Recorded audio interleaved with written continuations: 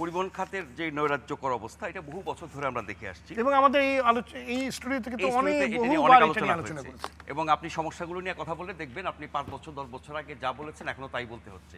তার মানে বাস্তবতার কোনো পরিবর্তন হয় নাই। সরকার বদল হয়, কর্তৃপক্ষ বদল হয়, মন্ত্রী বদল হয়, অনেক কিছু হয়, তারপরে কিন্তু এই খাতের কোনো পরিবর্তন আমরা দেখি না। এখন যে সরকারটি এসেছে ছাত্র জনতার গণ অভ্যুত্থানের মাধ্যমে, তাদের কাছে মানুষের প্রত্যাশা অনেক এবং তারা মাসখানেক হয়েছে, নিশ্চয়ই আস্তে আস্তে তারা সব খাতে কাজ করবে। কিন্তু আমার কথা হচ্ছে যে আপনি যে সংস্কারের কথা বলছেন, আমরা সংবিধান সংস্কারের কথা বলছি, আমরা রাষ্ট্রের 3 অঙ্গ আইন বিভাগ, শাসন বিভাগ, বিচার বিভাগ নিয়ে বলছি, আমরা বিভিন্ন খাতওয়ারি সংস্কারের কথা বলছি, আমরা রাজনৈতিক সংস্কারের কথা বলছি, নির্বাচনের কথা বলছি। এগুলো নিশ্চয়ই গুরুত্বপূর্ণ জাতীয় পর্যায়ে চিন্তা করতে গেলে, কিন্তু এগুলো অনেক বড় বড় বিষয়, সেগুলো নিয়ে বোধহয় আমরা একটু বেশি ব্যস্ত হচ্ছি। কিন্তু আমার যে দৈনন্দিন জীবনের সমস্যা, নাগরিক জীবনের সমস্যা, প্রতিদিনকার সমস্যা, সেগুলোকে যদি আপনি অগ্রাধিকার না দেন, তাহলে এই অভ্যুত্থান, এই বিপ্লব, এই পরিবর্তন, নতুন বাংলাদেশ, নতুন স্বাধীনতা, যা কিছু আমরা বলি না কেন, তার সুফল আমি প্রতিদিন পাচ্ছি কিনা।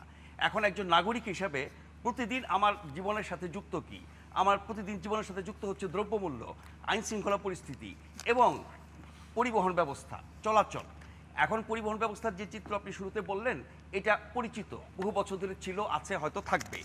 সেই জায়গায় আমরা এই 1 মাসে আমাদের যে অন্তর্বর্তী সরকার, যাদের উপর মানুষের প্রত্যাশার কোনো শেষ নাই এবং তারা না পারলে বাংলাদেশে আর কোনো সরকার পারবে না। কারণ অতীতে আমরা বিভিন্ন দলীয় সরকার দেখেছি, আমরা ফ্যাসিবাদী সরকারের কথা বাদই দিলাম, তার আগেও তো বিভিন্ন রাজনৈতিক সরকার ছিল, অরাজনৈতিক সরকার ছিল, কিন্তু এই খাতের আমরা স্থায়ী কোনো পরিবর্তন বা উন্নয়ন আমরা দেখি নাই। কেন দেখি নাই? কারণ এই খাতটা মাফিয়াদের দখলে এবং এই যে মাফিয়াতন্ত্র, আপনি ফ্যাসিবাদ, স্বৈরতন্ত্র, আপনি যা কিছু বলেন না কেন, সেগুলো আপনার শাসন ব্যবস্থার সাথে যুক্ত। কিন্তু পরিবহন এমন একটি খাত, তার সাথে রাজনীতি এবং শাসন ব্যবস্থা, শাসকদের যোগসাজশ আছে। কিন্তু এই খাতের পরিবর্তন কেন হয় না? কারণ এক পক্ষ গেলে আরেক পক্ষ আসে। আমরা যাদেরকে মাফিয়া ডন হিসেবে জানতাম এই পরিবহন খাতের, আপনার এই অনুষ্ঠানে এসে অনেক কথা বলেছেন, অনেক মাস্তানি করেছেন, তিনি ধরা পড়েছেন এবং তার যারা শিষ্য চামচা চামান্ডা, তারা সব পলাতক আছে।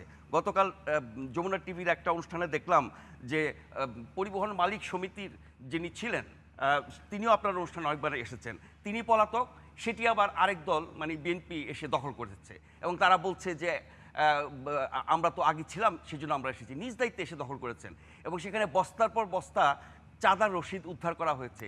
সারা দেশ থেকে প্রতিদিন লক্ষ লক্ষ কোটি কোটি টাকা চাঁদা নিত, তার প্রমাণ হিসেবে আমরা দেখলাম যে ওখানে বস্তা পড়ে আছে এবং সেগুলো সরানোর চেষ্টা করছে ক্যামেরা দেখে। তার মানে হচ্ছে আপনি এই খাতের যদি গভীরে না যান এবং মাফিয়াদের বিরুদ্ধে ব্যবস্থা নিতে না পারেন এবং এখানে কঠোর ব্যবস্থা যদি না নেন, একেবারে প্রতিদিনকার রাস্তাঘাটের চলাচল থেকে শুরু করে এই খাতের যারা যুক্ত আছেন, পরিবহন মালিক, শ্রমিক, তাদের হাতে রাজনৈতিক দলগুলো জিম্মি থাকে, তাদেরকে তারা রাজনৈতিক স্বার্থে ব্যবহার করে আন্দোলনে, নির্বাচনে, মাস্তানিতে, দখলবাজিতে, সব কিছুতে। এবং এই চক্র আপনি যতদিন না ভাঙবেন ততদিন পর্যন্ত এর ভুক্তভোগী মানুষ হবে। প্রতিদিন চলাচলের ক্ষেত্রে আমরা যেটা দেখছি, মাঝখানে তো দেশে সরকার ছিল না, পুলিশ ছিল না, এখন পুলিশ ফিরে এসেছে, কিন্তু পুলিশের যে দায়িত্ব পালনের দৃশ্য আমরা দেখি, হাত পা ছেড়ে দিয়ে দাঁড়িয়ে আছেন। ওরা কি মাইন্ড করেছেন ফ্যাসিবাদকে বিদায় করার কারণে? নাকি তারা এখনও ভয় পাচ্ছেন? নাকি তারা ভাবছে যে এখন তো টাকা পয়সা কামানোর ব্যাপার নাই, সুতরাং আমি এত ব্যস্ত হব কেন, আমি কোনো রকমে দাঁড়িয়ে থাকি। চোখের সামনে আমি প্রতিদিন শ্যামলী থেকে লালমাটি আমার বাসায় আসি রিক্সা দিয়ে, প্রতিদিন এই পুরো রাস্তাটায় রিং রোডে এবং মোহাম্মদপুর বাস স্ট্যান্ড থেকে শুরু করে 7 মসজিদ রোড, এখানে 2-4টা পুলিশ দেখি চোখের সামনে উল্টা পথে যাচ্ছে, চোখের সামনে আইন মানছে না, চোখের সামনে যেনতেনভাবে চলছে। এখন এই যে ব্যাটারি রিক্সার যে নৈরাজ্য আমরা দেখছি, আমি জানি না ঢাকা শহরে তো এইসব রাস্তায় দেখতাম না, মানে মানে গত 1 মাস আগেও কিন্তু ব্যাটারি রিক্সাগুলোকে এই মানে মেইন রোডগুলোতে আমরা চলতে দেখি, রাস্তার 70-80% ব্যাটারি রিক্সা দখল করে রাখে। এর অনুমোদন আছে কিনা একটা প্রশ্ন আমি বারবার করি। সিটি কর্পোরেশন রিক্সার জন্য অনুমোদন দিয়ে থাকে, তাদের লাইসেন্স দিয়ে থাকে। ঢাকা শহরে কয়টা সিটি কর্পোরেশনের লাইসেন্সযুক্ত রিক্সা আছে আর কয়টা বেআইনি রিক্সা আছে? নানান নামে আমরা অমুক লীগ, তমুক সমবায়, তমুক সমিতি, এরকম নামে আমরা রিক্সা দেখেছি। ফলে গরিব মানুষ রিক্সা চালায় খায়, তাদের বিরুদ্ধে ব্যবস্থা নিলে আপনার মানবাধিকার, আপনি রোজগারের কথা আপনি বলবেন, তাই বলে কি আপনি শহরটাকে এরকম বিশৃঙ্খলার হাতে ছেড়ে দেবেন? রাস্তাঘাটে ট্রাফিক ব্যবস্থা থেকে শুরু করে এই যে আপনার বেআইনি গাড়ি চলা, ফিটনেসবিহীন গাড়ি চলা, এই রিক্সা, মোটরসাইকেল, সোজা কথা এই প্রতিদিন যে আপনি ভুক্তভোগী হচ্ছেন, এটার থেকে যদি আপনি কোনো রকমের পরিবর্তন দেখাতে না পারেন, তাহলে এই সংস্কার, এই অভ্যুত্থান, এই নতুন বাংলাদেশ, এই স্বাধীনতার কথা বলে কোনো লাভ নাই। আমি শেষ করি আপাতত নিত্য পণ্যের ব্যাপারে এবং পরিবহন খাতের ব্যাপারে আমরা গত 1 মাসে কিন্তু দৃশ্যমান কিছু দেখি নাই। অনেক বড় বড় গুরুত্বপূর্ণ বিষয়, সংবিধান, এইটা সাধারণ মানুষের প্রতিদিনকার ব্যাপার না, নিশ্চয়ই রাষ্ট্রীয় জীবন এটা অনেক বেশি গুরুত্বপূর্ণ। সেগুলো নিয়ে যত বেশি আলোচনা শুনছি, যত বেশি তৎপরতা দেখছি, প্রতিদিনকার বিষয়গুলোর ক্ষেত্রে এতটা আমরা কেন দেখি না?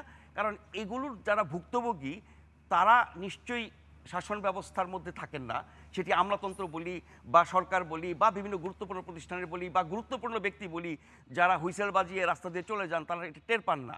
ফলে নাগরিক জীবনের প্রতিদিনকার যে সমস্যা, সেটি আপনি পরিবহন ব্যবস্থা বলেন, দ্রব্যমূল্য বলেন, মানুষ তো ফুটপাত দিয়ে আগেও পারতো না, এখনো পারছে না। এখনো পারছে না।